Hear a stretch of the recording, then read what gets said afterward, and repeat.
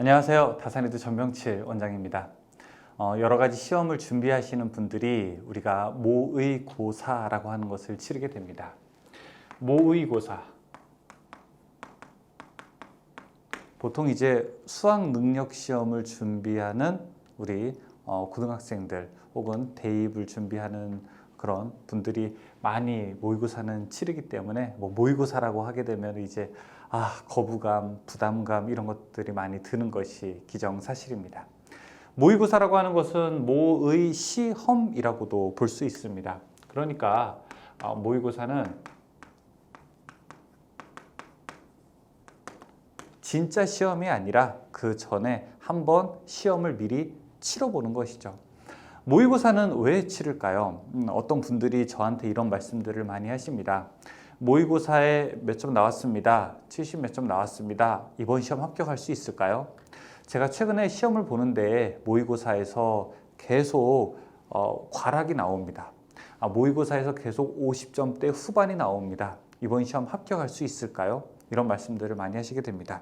저는 다시 그 점수가 갖는 의미 체계보다는 우리가 모의고사를 왜 치러야 되고 모의고사에서 갖는 점수나 모의고사를 치른다는 것이 어떠한 의미를 갖는지 그 본질적인 내용을 다시 한번 살펴보도록 하겠습니다. 우리가 사실 모의고사를 치르는 이유는 두 가지라고 볼 수 있습니다. 첫 번째는 본인의 실력을 미리 한번 측정해 보는 것이죠.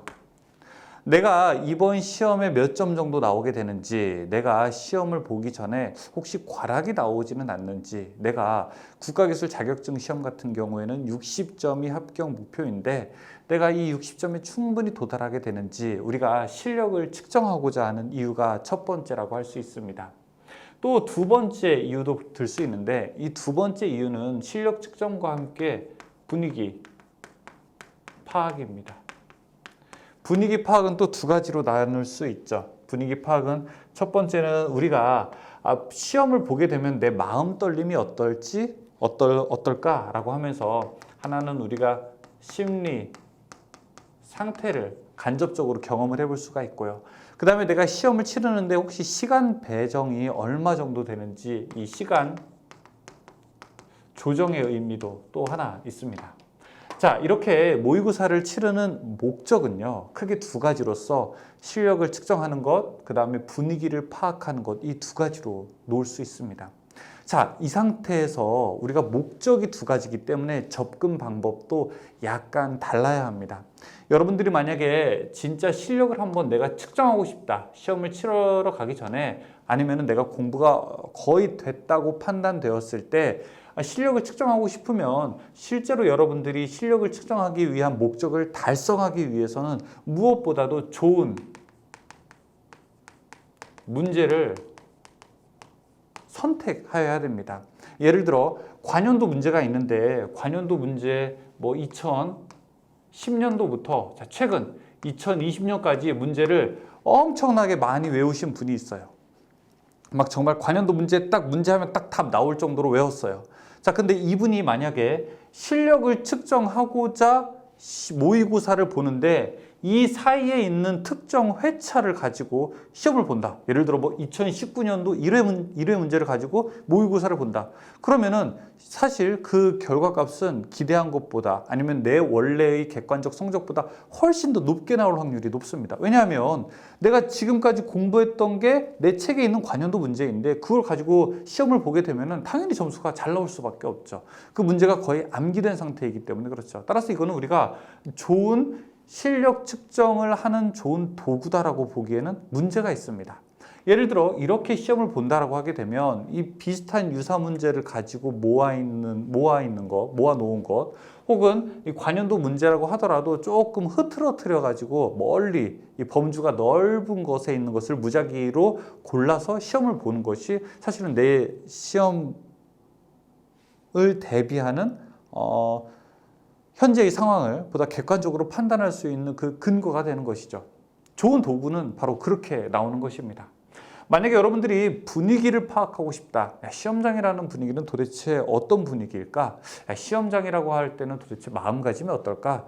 내가 만약에 5가지 과목을 보게 되는데 각각 과목마다 시험 시간은 실제로 볼 때는 어떻게 될까? 라고 이렇게 한다면 여러분들은 무엇보다도 좋은 환경을 만들어야 됩니다. 실제 시험장처럼 되지는 않겠지만 예를 들어 커피숍에서 모의고사를 본다? 라고 하면은 좋지 않겠죠. 가급적 시험장과 유사한 조용한 분위기, 그리고 시험 시간이 2시간 혹은 2시간 반 혹은 1시간이라면 그 시간 동안 온전히 방해받지 않는 환경을 구축하고 여러분들이 시험을 한번 쭉 보셔야 됩니다.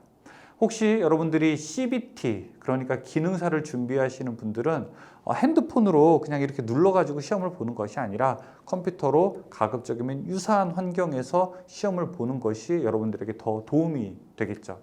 즉, 내가 실력을 측정하던, 내가 시험장의 분위기를 파악하던 보다 그 목적에 달성하는데 더 좋은 접근 방법은 좋은 문제로 시험을 보는 것과 그 다음에 좋은 환경에서 시험을 보는 것입니다. 그래서 저에게 어떤 분들이 제가 이번 시험에 58점 맞았습니다. 제가 어떤 모의고사에서 65점 맞았습니다. 제가 어떤 모의고사에서 67점 맞았습니다. 과연 제가 합격선 안에 들 수 있을까요? 라고 물어보면은 제가 여러분들에게 다시 한번 질문할 수밖에 없는 그 2가지가 어떤 문제로 시험을 치르셨습니까? 모의고사라고 하는데 또 2번째는 어떤 환경에서 시험을 치르셨습니까? 라고 하는 거를 꼭 물어볼 수밖에 없습니다. 여러분들이 좋은 문제, 좋은 환경에서 이와 같은 모의고사 시험을 치르기를 바라고요. 결론은 이렇게 해서 그러면은 이 점수가 가지는 의미체계가 무엇인가? 이 점수를 가지고 내가 돌아오는 시험에서 합격하겠다. 혹은 내가 이 시험에서는 불합격하겠다. 그걸 판단할 수는 없습니다. 왜냐하면 여러분들이 모의고사 본 시험 문제가 그대로 자격증 시험에 출제되는 게 아니기 때문에 그렇죠. 어디까지나 모의고사를 본 것뿐이죠.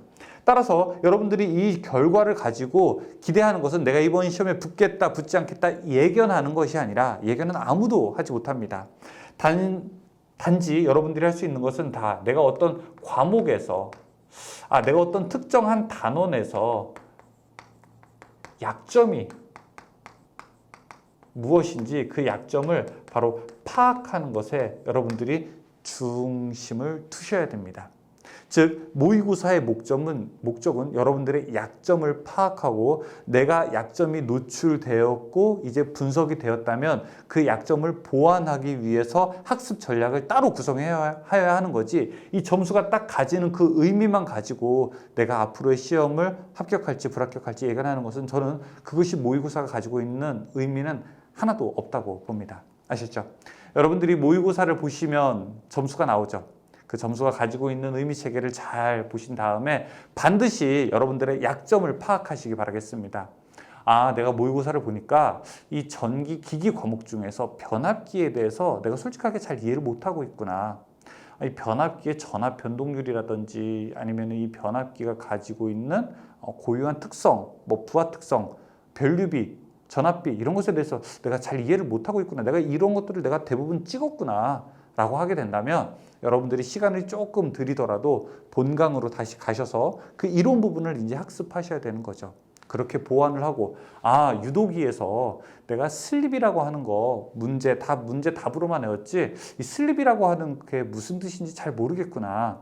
슬립이라고 하는 문제 나오게 되면은 내가 괜히 위축되고 조금 겁내하는 것 같구나 라고 한다면은 여러분들이 시간이 조금 들더라도 다시 슬립에 대한 부분을 학습함으로써 여러분들의 약점을 조금씩 보완해야 하는 겁니다. 왜냐? 국가기술 자격증은 100점을 맞는 시험이 아니라 60점을 넘는 시험이기 때문에 약점을 보완하다 보면 충분히 여러분들이 어떤 그 커트라인을 넘을 수 있다고 저는 생각을 하게 됩니다.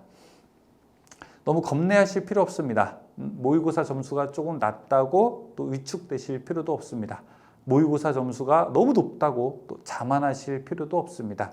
중요한 것들은 모의고사를 통해서 여러분들이 나의 현재 학습 수준을 파악하고 앞으로 조금 더 남은 시간 동안 계획을 하는데 도움을 드릴 수 있다는 그 사실 한 가지만 기억하시는 것이죠. 자, 여러분들께 항상 도움이 되는 강의, 도움이 되는 내용으로 만나 뵙겠습니다. 전명실 원장이었습니다.